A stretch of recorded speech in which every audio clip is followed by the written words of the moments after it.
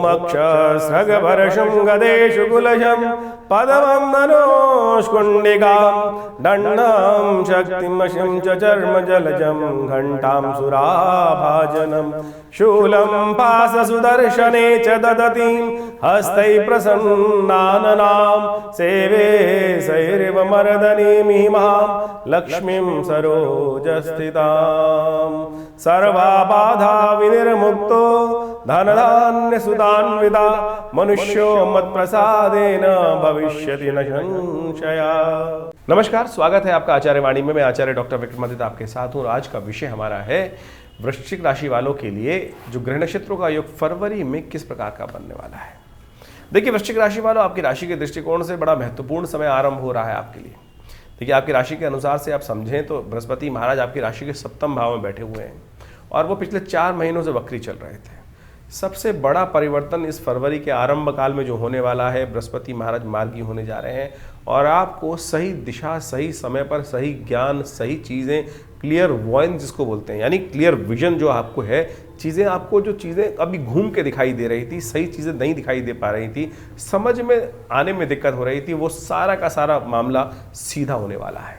जो चीज़ें उल्टी चल रही थी, मैं कहूँगा वो चीज़ें अब सीधी होने की कगार पर आ गई हैं। परिवर्तन का समय बहुत बढ़िया आ गया है। तो ऐसे में यदि आप किसी क्षेत्र में कार्य कर रहे हैं या विशेष तौर पर आप छोटे बच्चे हैं या आप पढ़ाई में कर रहे हैं, तो उन सब क्षेत्रों में आपके लिए अच्छे योग बनते दिखाई दे रहे हैं। ये समय आपके लिए बहुत महत्वपूर्ण रहेगा वृश्चिक राशि वालों। और ऐसे में कई ग्रहों का परिवर्तन इस फरवरी में आपको देखने को मिलेगा, चाहे वो मंगल हो, चाहे वो शनि हो। अस्त होने वाले हैं शनि, मंगल महाराज भी वक्री चल रहे हैं, वो मार्गी होने वाले हैं। बृहस्पति मार्गी आरंभ में हो जाएंगे। तो ये फरवरी का महीना आपके लिए बहुत ज़्यादा दिशाओं को ठीक करने के योग बनाएगा। तो अब वृश्चिक राशि वालों, आपको सिलसिलेवार तरीके से समझना चाहिए क्या ग्रह नक्षत्र आपके लिए किस प्रकार के योग बनाएंगे इस समय में। तो सबसे पहले आरंभ कर लेते हैं हम तिथियों के अनुसार से। 1 फरवरी की गुप्त नवरात्रि चल रही है। गुप्त नवरात्रि का अवसर भगवती की आराधना गुप्त रूप से करने का प्रयास करना चाहिए। देखिए, शास्त्र कहता है गुह्यम गुह्यम प्रत्नेन, कि हम आराधना करें, प्रार्थना करें, भगवान का जप करें। हम बखान कर देते हैं, चौकटी पोत कर दिखाते हैं कि हम भक्त हैं, भगवान की शरण में आए। अरे, ये सब कार्य छुपा कर रखने चाहिए, कि नहीं तो क्या होता है, सामने वाला आपके पुण्य ले जाता है। तो गुप्त नवरात्रि इसी का अवसर है कि चुपचाप अपने भगवती के निमित्त इस दिन आराधना करें। तीसरा नवरात्र जो है गुप्त नवरात्रि का, वो बनकर योग बनकर तैयार है। और शनिवार का अवसर 1 फरवरी को तृतीया तिथि माघ मास की, और साथ साथ गौरी तृतीया का योग बन रहा है, और साथ साथ तिल चतुर्थी, क्योंकि चतुर्थी भी साथ साथ चल रही है। अगले दिन तिथि क्षय हो जाएगी, तो इस दिन चतुर्थी और तृतीया का सुंदर योग बन रहा है। ग्रह नक्षत्रों के दृष्टिकोण से यदि हम बात करें तो जो ग्रह दिखा रहे हैं वो आपके लिए योगा योग के दृष्टिकोण से वो दिखाते हैं अच्छा योग। वो दिखा रहे हैं कि आपके लिए जो ग्रह नक्षत्र हैं वो कहीं ना कहीं आगे बढ़ने के अवसर आपको प्रदान करते दिखाई दे रहे हैं। थोड़ी बुद्धि में, थोड़ा सा जो विचारों में हल्का सा द्वंद्वात्मक स्थिति है, वो भी बहुत जल्दी परिवर्तन करने वाली है। ऐसे में एक काम करें, भगवती की आराधना करें। या देवी सर्वभूतेषु बुद्धि रूपेण संस्थिता नमस्तस्यै नमस्तस्यै नमस्तस्यै नमो नमः, इस मंत्र का जप करते हुए, भगवती गौरी का ध्यान करते हुए उन्हें सिंदूर अर्पित करने का प्रयास करें। तिल के लड्डुओं का भोग लगाएं, क्योंकि तिल चतुर्थी का योग भी बनकर तैयार हो रहा है। इस दिन एक ग्रह और परिवर्तन की तरफ जा रहे हैं। शुक्र महाराज जो हैं वो शनि के नक्षत्र उत्तरा भाद्रपद नक्षत्र के अंदर प्रवेश करेंगे और ये शुक्र को और शक्ति प्रदान करेंगे। जो आपकी राशि में चल रहे शनि, शुक्र इत्यादि चंद्रमा का योग जो बन रहा है, वो कई रूप से तीर्घ योग आपके लिए कल्याणकारी रास्ता बना सकता है, बहुत अच्छा रास्ता बना सकता है। इसके लिए सही रूप से ग्रह नक्षत्रों का योग जो बन रहा है वो आपके लिए अच्छा है, आगे बढ़ने का योग बनता दिखाई दे रहा है आपके लिए। हम बात कर लेते हैं 2 तारीख की, रविवार का अवसर, चतुर्थी तिथि उस दिन विद्यमान है और बसंत पंचमी का योग इस दिन बन के तैयार हो रहा है। ग्रह नक्षत्रों के दृष्टिकोण से ये बसंत पंचमी का योग जो है इस दिन क्षय तिथि में बन रहा है। पंचमी क्षय हो रही है दिल्ली के पंचांग के अनुसार से हम बात करें तो। ऐसे में बहुत सारे लोग शादी के लिए दिल्ली जैसे क्षेत्रों के आसपास बना रहे हैं, तो पंचांग को ध्यान कर लीजिएगा कि वो तिथि क्षय है, तो ऐसे में अवश्य उसका उपाय कराइएगा। नहीं तो क्षय तिथि में कोई भी बड़ा कार्य, शुभ कार्य, नया कार्य करना हमेशा कष्ट में देता है। भद्रा का योग भी है सुबह 9:14 तक, तो ऐसे में ध्यान रखते हुए कार्य करना है। भद्रा शांति करने का प्रयास भी अवश्य करना चाहिए। ग्रह नक्षत्रों के दृष्टिकोण से यदि हम बात करें तो चंद्रमा परिवर्तित कर पंचम भाव में विराजमान हो गया है राहु के साथ, और ये आपके लिए कहीं ना कहीं आपके विजय के दिखा रहा है संकेत, आगे बढ़ने के संकेत दिखा रहा है, कार्यों में सफलता का योग बनना था दिखाई दे रहा है। तो इसमें भगवती दुर्गा की सुंदर आराधना करें। नवरात्र का पंचम अवसर है गुप्त नवरात्रि का, साथ साथ बसंत पंचमी है, श्री पंचमी है। महालक्ष्मी को प्रसन्न करने के लिए अवश्य श्री पंचमी, जी हाँ, महालक्ष्मी को प्रसन्न करने का भी दिवस है। इस दिन कहा जाता है शास्त्र के दृष्टिकोण से भगवती महालक्ष्मी की आराधना अवश्य करनी चाहिए, माँ सरस्वती की आराधना करनी चाहिए। तो देवी सूक्त का पाठ करें, यह आपके लिए अच्छा रहेगा, कल्याणकारी योग बनाएगा और आगे बढ़ने के अवसर प्रदान करेगा। 3 तारीख सोमवार का अवसर, षष्ठी तिथि इस दिन विद्यमान है और ग्रह नक्षत्रों के दृष्टिकोण से यदि हम बात करें तो एक बात और नोट कर लीजिएगा, 2 और 3 तारीख को रेवती और अश्विनी नक्षत्र विद्यमान हो रहे हैं। और ये रेवती और अश्विनी नक्षत्र जो हैं वो विशेष तौर पर गंडमूल के अंतर्गत आते हैं। यदि कोई जातक जन्म ले रहा हो इन 2 तिथियों में आपके यहाँ, तो अवश्य उसकी मूल शांति करा लेनी चाहिए, नहीं तो जातक जो है थोड़ा जीवन में कष्ट प्राप्त करने के योग बनाता है। इस दिन मंदार षष्ठी है और ग्रह नक्षत्रों के दृष्टिकोण से यदि हम बात करें तो लिए जिस प्रकार का योग बन रहा है वो आपके लिए विचारों में कुछ नया रास्ता देता दिखाई देगा। कोई आपके कार्यों में यदि विघ्न उपस्थित करने का प्रयास करेगा तो अपना नुकसान कराएगा, इसलिए आप अपनी चाल में मस्त होकर काम करने का प्रयास कीजिए, ये आपके लिए अच्छा योग बनाएगा। कुछ रहस्य युक्त कार्य करने का प्रयास कीजिए, बहुत ज़्यादा ढिंडोरा मत पीटेगा अपने कार्यों में, ढिंडोरा पीटने से लोगों की नज़र लग सकती है, इस बात का ध्यान रखना भी ज़रूरी है। समस्त कष्टों के निवारण के लिए इस दिन मंदार षष्ठी है, तो एक काम करें, भगवान शंकर सोमवार का अवसर है तो मंदार के पुष्प आ रहे होंगे, छोटे छोटे जो पुष्प होते हैं थोड़े पर्पल से कलर के सफ़ेद रंग मिक्स करा हुआ, तो ऐसे में वो बैंगनी कलर के पुष्पों की माला बनाकर या एक आध पुष्प भगवान को अर्पित करें। ओम नमः शिवाय का जप करते हुए भगवान का आशीर्वाद मिलेगा, कष्टों को दूर करने के अवसर आपको अवश्य बनेंगे। 4 तारीख की बात करें, मंगलवार, सप्तमी तिथि, और ये तिथि बेहद खास है। जी हाँ, बेहद खास है, कई मामलों में बेहद खास है। एक तो हम जो बात बताने जा रहे हैं, बहुत सारी बातें तो लोगों को बता देते हैं, लेकिन हम आपको जो बताने जा रहे हैं शायद आपने ध्यान नहीं दिया होगा। भानु सप्तमी है, आरोग्य सप्तमी है, अर्थात आज जैसे हम अपना बर्थडे मनाते हैं ना सब लोग, इस दिन सूर्य का जन्म दिवस है। जो आदिदेव भगवान सूर्य जो नित्यपति हमें सुबह दर्शन देते हैं, माघ मास के जो शुक्ल पक्ष की सप्तमी के दिन उनका जन्म दिवस होता है, जिसे भानु सप्तमी कहा जाता है। शास्त्र के दृष्टिकोण से अनादिकाल में इस दिन से सूर्य ने अपना प्रकाश देना आरंभ किया था। साथ साथ मंगल भी इस दिन मार्गी हो रहे हैं, ये जो बृहस्पति है वो इस दिन मार्गी हो रहे हैं, और बृहस्पति का ये मार्गी होना बहुत शुभ योग बनाएगा। बृहस्पति महाराज जो आपकी राशि के दृष्टिकोण से जहाँ चल रहे हैं वो बिल्कुल बहुत सुंदर योग बना रहे हैं, सप्तम भाव में बैठे हुए आपके लिए योग बना रहे हैं, बहुत कल्याणकारी योग बनने की स्थिति आपके लिए बनती दिखाई दे रही है। तो ऐसे में आने वाले कुछ खास दिन जो हैं वो आपके लिए बहुत अच्छे होने वाले हैं। 2-3 महीने चीज़ों को गति देने का आपको प्रयास करना चाहिए। 4 महीने से बृहस्पति जो है अस्त चल रहे थे अक्टूबर से, अब मार्गी हो रहे हैं, सही रास्ते पर आ रहे हैं। कहाँ देख रहे हैं? आपके पार्टनर वाले भाव को देख रहे हैं, आपके स्वयं के व्यक्तित्व को देख रहे हैं, और साथ साथ आपके लाभ वाले भाव को भी देख रहे हैं, आपके कार्य क्षेत्र को भी देख रहे हैं, आपके जीवन साथी के भाव को भी देख रहे हैं। तो कई चीज़ों में परिवर्तन करने का योग बनाएंगे, लेकिन ध्यान रखना चाहिए फिर भी थोड़ा सा, क्योंकि यहाँ बृहस्पति बैठकर कई बार जो है वो कुछ ना कुछ अननेसेसरी के लोगों की नज़र लग जाती है। जब व्यक्तित्व निखार आता है ना तो नेगेटिव लोगों की नज़र लग जाती है, तो उससे बचने का प्रयास करना चाहिए। ऐसे में उसको ठीक करने के लिए काम करें, सुबह भगवान सूर्य को अर्घ अवश्य दीजिएगा, क्योंकि उनके जन्मदिवस है।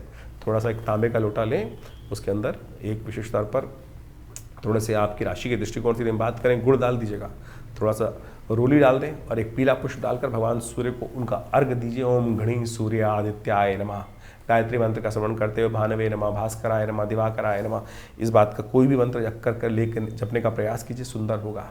मंगलवार का अवसर है, मास का पहला अवसर है, मंगलवार है। हमने विवेकानंद योगाश्रम में इस शुभ तिथि पर आरोग्य सप्तमी के दिन और इस महत्वपूर्ण परिवर्तन के दिन आश्रम पे नवरात्र का यज्ञ तो चल ही रहा है, इसके साथ साथ उस दिन सुंदरकांड का पाठ भी रखा है, तो आप भी इसमें यज्ञ में सम्मिलित हो सकते हैं। भगवान का सुंदर पाठ कर उनका आशीर्वाद लेने का प्रयास कीजिए। ये सुंदरकांड का पाठ शाम के समय चलेगा, उसमें आप अवश्य सम्मिलित हों तो आपके लिए कल्याणकारी योग बनते दिखाई देंगे। 5 तारीख का अवसर, बृहस्पति बुधवार का अवसर, अष्टमी तिथि विद्यमान है और इस दिन गुप्त नवरात्रि की अष्टमी का सुंदर योग बनकर तैयार हो रहा है, और ये योग जो है बहुत ही कल्याणकारी है। देखिए, आपकी राशि के दृष्टिकोण से जो ग्रहों का योग चल रहा है, ये विशेष तौर पर स्वास्थ्य के मामले में थोड़ा ध्यान रखने की ज़रूरत है आपके लिए। स्वास्थ्य के मामले में ग्रह थोड़े भारी चल रहे हैं, स्वास्थ्य का ध्यान रखना बहुत ज़रूरी है। तो ऐसे में थोड़ा चावल का दान, थोड़ा महामृत्युंजय मंत्र का जप ये अवश्य कीजिएगा, अननेसेसरी खर्चों से बचेगा। थोड़ी चिंताएं आपको मनोमस्तिष्क में 2-3 दिन तक परेशान करती दिखाई दे रही होंगी। वो कारण है कि चंद्रमा थोड़े से आपकी राशि में शीर्ण अवस्था में बैठे हैं। नए कार्यों से बचिएगा, दोपहर तक तो कम से कम, तो ये आपके लिए बहुत ज़रूरी है। तो ऐसा ध्यान रखते हुए एक काम करें, गुप्त नवरात्रि चल रही है, भगवती का सर्वमंगल मांगल्ये शिवे सर्वार्थ साधिके शरण्ये त्र्यंबके गौरी नारायणी नमोस्तुते, इस मंत्र का जप करें। पूरे नवरात्रों में विवेकानंद योगाश्रम में हमने गुप्त नवरात्रि का विशेष यज्ञ रखा है। जब आरंभ किया था तो उसके बारे में आपको अवगत भी कराया था। तो आप भी स्वयं यदि बैठना चाहें तो कम से कम पूर्णाहुति के योग में बैठ सकते हैं, जो अगले दिन पूर्णाहुति का योग बन रहा है। 6 तारीख का दिन गुप्त नवरात्रि की पूर्णाहुति का योग है और इस दिन ग्रह परिवर्तन की तरफ जा रहे हैं। चंद्रमा सुबह 4 बजे के आसपास परिवर्तित होकर आपकी राशि में गजकेसरी योग का निर्माण कर रहे हैं, जो आपके लिए बहुत अच्छा रहेगा।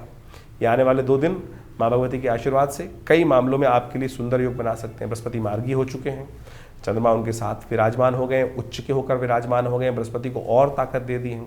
तो बहुत सारी चीज़ें आपके मनोमस्तिष्क में नए विचार प्राप्त होने के योग बन सकते हैं। उनका जो है विचार जो आ रहे हो, ऐसा लगेगा कि भगवती के आशीर्वाद से ही आ रहे हैं।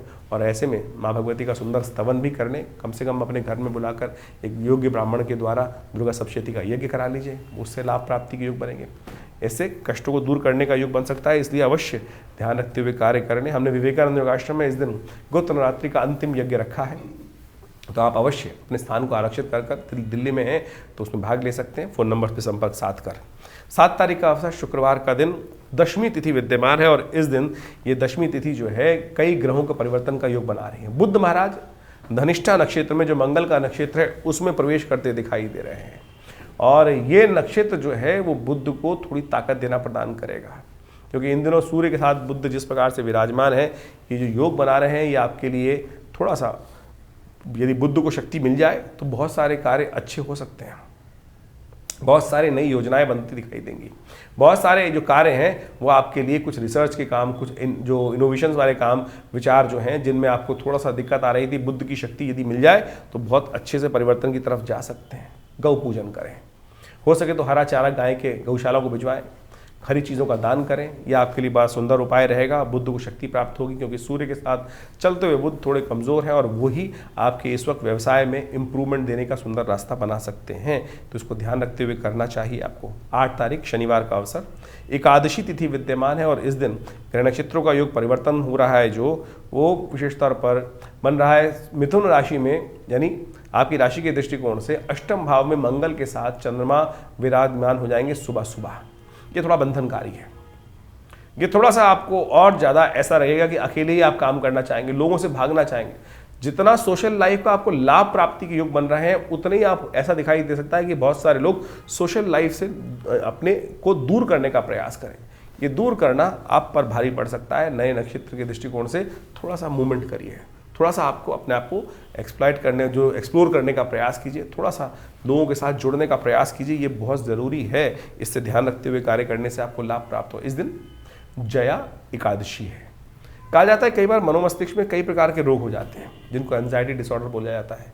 कई बार हेलुसिनेशंस भी हो जाती हैं, बहुत सारी चीज़ें ऐसी हो जाती हैं, पिशाच बाधा, ये बाधा, उन सबसे निवृत्ति का दिन है। कहा जाता है कि इस शुभ तिथि में विशेष तौर पर शनिवार के दिन योग बन रहा है कि भगवान शालिग्राम जी को तिल युक्त जल से स्नान कराकर, यदि काले तिल भी पानी में डालकर, गंगा जल में तुलसी इत्यादि डालकर भगवान को स्नान कराएं और वो चरणामृत को ग्रहण कर लें और ओम नमो भगवते वासुदेवाय का जप करें, तो कहा जाता है कैसी भी पिशाच बाधा हो उससे निवृत्ति का योग बनता है। तो अवश्य इस तिथि का लाभ लेते हुए कार्य करने का प्रयास करना चाहिए।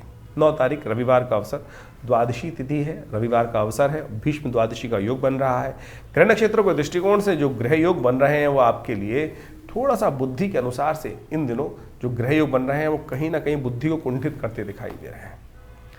ध्यान रखिएगा, थोड़ा आशीर्वाद की आवश्यकता है। चंद्रमा वैसे ही मंगल के साथ जहाँ पीड़ित हैं थोड़े से इस वक्त अष्टम भाव में विराजमान होकर, तो थोड़ा सा बुद्धि को कहीं ना कहीं कुंठित होने के योग दिखाई दे रहे हैं। तो ऐसे में बुद्धि को ठीक करने की आवश्यकता है। छोटी छोटी बातों में गुस्सा ना हो, शांति से काम करने का प्रयास करें। हर चीज़ कभी अटकती है तो शांति से ही निकलती है।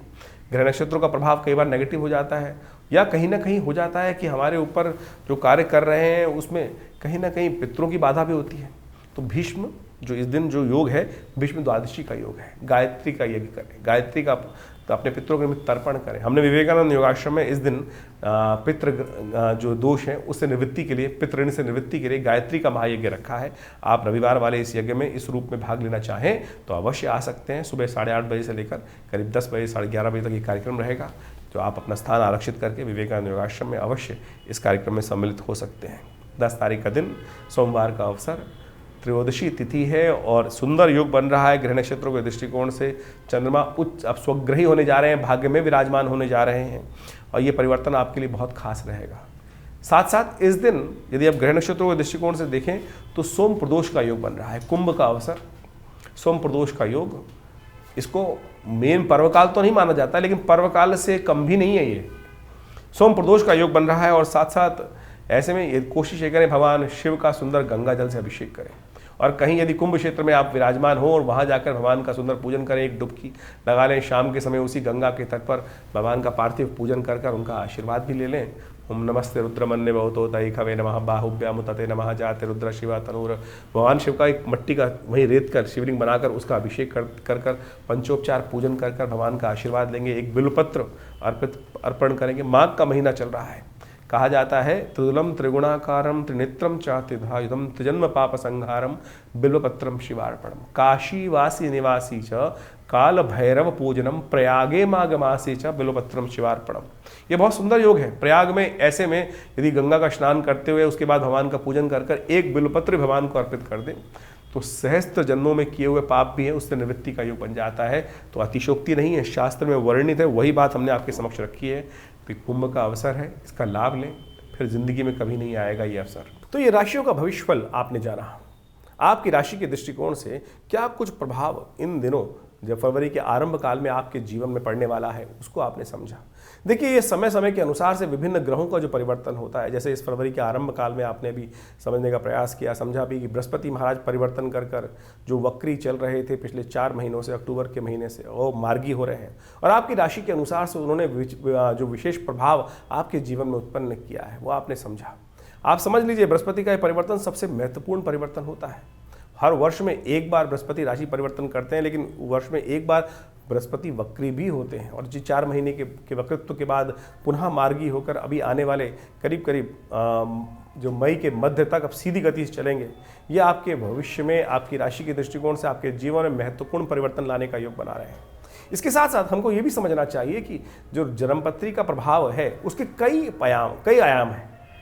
ये जन्मपत्री के दृष्टिकोण से हमें एक एक बात समझने का प्रयास करना चाहिए कि हम राशि को, बहुत सारे लोगों के मन में कई बार प्रश्न उठ जाता है तो राशि तो बहुत सारे लोगों की, बिल्कुल ठीक बात है, राशि तो बहुत सारे लोगों की हो सकती है लेकिन आपकी जन्मपत्री के साथ, आपके दशाओं के साथ, आपके ग्रहों के योगायोग के साथ उस गोचर के प्रभाव को जब मिलाकर देखा जाता है तब वो जीवन में भाग्य के जो योग बन रहे होते हैं वो समझ में आ जाते हैं कि हमारे लिए आने वाला समय सही है या नहीं है। लेकिन राशि के दृष्टिकोण से जो हमने आपके समक्ष भाव उपस्थित किया वो भी बहुत ब्रॉडर स्पेक्ट्रम के तौर पर बता सकता है। यदि इंडिविजुअल रूप से हर व्यक्ति के बारे में सही रूप से जानने का हम प्रयास करें तो वो भी बड़ा संभव है कि जन्मपत्री को विशेष तौर पर अध्ययन कर बहुत सारे ग्रहों के योगायोग को देखकर आपकी जन्मपत्री में कौन से प्रकार के योग बने हुए हैं। देखिए जन्मपत्री में हजारों प्रकार के योग हैं। हर ऋषियों ने, जो ज्योतिष के अंतर्गत भी बहुत सारे अनन्य जो ग्रंथ हैं, इतने अनंत ग्रंथ लिखे गए हैं और हर ज्योतिषी ने, हर ऋषि ने, हर आचार्य ने अपने अपने उस विज्ञान को, अपने उस अनुभव को उन शास्त्रों में इंगित किया है, विभिन्न योगों का वर्णन किया है। जैसे कालसर्प योग इत्यादि, राजयोग इत्यादि, दरिद्र योग इत्यादि, विभिन्न प्रकार के किमुद्रम योग इत्यादि, इन सब का प्रभाव क्या पड़ रहा है, कब पड़ने वाला है। अब किसी व्यक्ति की कुंडली में राजयोग है लेकिन वो कब फलीभूत होगा, कौन से योग हैं जो उन राजयोगों को काट रहे हैं। देखिए आप कंप्यूटर से जन्मपत्री कई बार निकालते हैं तो उसके अंदर बहुत सारी डिटेल लिख के आती है कि इस प्रकार का राजयोग है, इस प्रकार का राजयोग है, इस प्रकार का राजयोग है, लेकिन उसके साथ साथ कुछ अशुभ योग भी होते हैं। उन प्लस माइनस कर उन चीज़ों को अध्ययन करने की आवश्यकता है। फिर दशाएं कौन सी चल रही हैं, दशाओं के अंतर्गत जिसकी दशा चल रही है उससे वो दशेश जो है वो कहाँ बैठा है, किस प्रकार के योग बना रहा है। ऐसा नहीं है कि बृहस्पति जो दशाएं तो 9 ग्रहों की दशाएं हैं वो कहीं ना कहीं घूम के आएंगी। बृहस्पति की 16 साल की, शनि की 19 साल की, शुक्र की 20 साल की, ये दशाएं तो घूम के वही हर व्यक्ति पर आ रही हैं। लेकिन उन ग्रहों की अवस्था क्या है आपकी जन्मपत्री में, उन सब चीज़ों को देखकर, उन विशेष तौर पर विज्ञान का अध्ययन कर उस समझ को, भविष्य को देखा जा सकता है कि क्या कुछ योग हमारे जीवन में बनने वाले हैं। हम लोग व्यवसाय कर लेते हैं बहुत सारे, क्या वो व्यवसाय हमारे लिए उपयुक्त है? हर व्यक्ति के लिए हर लाइन उपयुक्त नहीं होती है, इस बात को हमें समझना चाहिए। क्या होता था, जाना था हमको किसी और दिशा में जो सफलता मिलनी थी, लेकिन हम जा रहे हैं उल्टी दिशा में, और फिर जीवन पर्यंत घूम घाम के अंत में भटकते हुए आते हैं सही दिशा में, और जीवन निकल जाता है बहुत लंबा, और फिर पता चलता है अरे पहले से ही इस दिशा में इस कार्य को कर लेते तो बहुत सुंदर हो जाता। ये विषय जन्मपत्री का है। बाल्यकाल में ही जब हम जन्मपत्री देखते हैं ज्योतिषीगण, तो बच्चे को बताते हैं, माता पिता को बताते हैं कि इसको इस दिशा में डालना। गौतम बुद्ध की कथा आपने सुनी होगी। गौतम बुद्ध के संबंध में जब ज्योतिषीगणों ने उनकी जन्मपत्री को देखा तो बताया उनके पिता को कि ये बच्चा सन्यासी बन सकता है। पिता ने लाख प्रयास किया कि बच्चे को उस तरफ ना डाला जाए, बांध के रख दिया गया बिल्कुल। जो ऐसे किसी व्यक्ति को, साधु व्यक्ति को उनके जीवन में लाने का प्रयास ही नहीं किया गया, लेकिन फिर भी जब काल आया, समय आया, वो व्यक्ति बदल गया। तो इसी प्रकार से आपके जीवन में कौन से योग हैं, किस प्रकार से आपको लाभ प्राप्ति के योग बनने हैं, कब आपको सफलता प्राप्त करने के योग बनने हैं, वो यदि आप समझ लें आपकी जन्मपत्री के अनुसार से, तो आप अपने जीवन में परिवर्तन का मार्ग बहुत जल्दी से प्राप्त कर सकते हैं। नहीं तो भटकते रहेंगे। देखिए, सुर दुर्लभ मानुष तन पावा, 84 लाख योनियों में भटकने के बाद एक मनुष्य जन्म को प्राप्त किया है। और फिर इसमें भी यदि अज्ञानता से कार्य करेंगे, तो अज्ञानता से कार्य करने से क्या होगा कि वो जीवन में सफलता नहीं मिल पाएगी। अज्ञानता को दूर करें, ज्योतिष विज्ञान का विषय है। आज नासा भी, बाहर के विदेशी वैज्ञानिक भी हमारी उन काल गणनाओं को, ज्योतिष के पंचांग को सत्य मानते हैं। सोचे तो हमारी कई बार लोग भ्रांति उत्पन्न करने के लिए बहुत सारी बातें उत्पन्न कर देते हैं, मनोमस्तिष्क में डाल देते हैं, अरे कुछ नहीं होता है। बहुत कुछ होता है, हमने देखा प्रत्यक्ष भाव से। आज भी देखते हैं, नृत्यपति देखते हैं कि बहुत सारे लोग आते हैं और वो योगा योग जो है प्रत्यक्ष अकाट्य भाव से जीवन में घटित हो रहे होते हैं। तो इसको समझने की आवश्यकता है। सिद्धांत गलत नहीं है।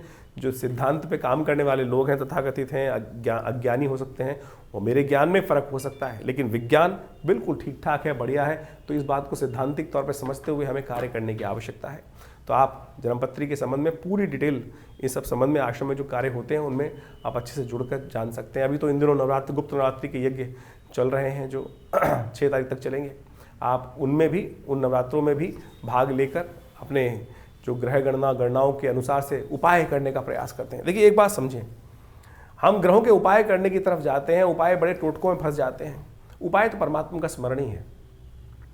हम रविवार को आश्रम पे बहुत बड़ा विशाल यज्ञ करते हैं, समय समय पर सुंदरकांड, अनेक प्रकार के भजन कथाओं का आयोजन होता ही रहता है। निवारण वही है।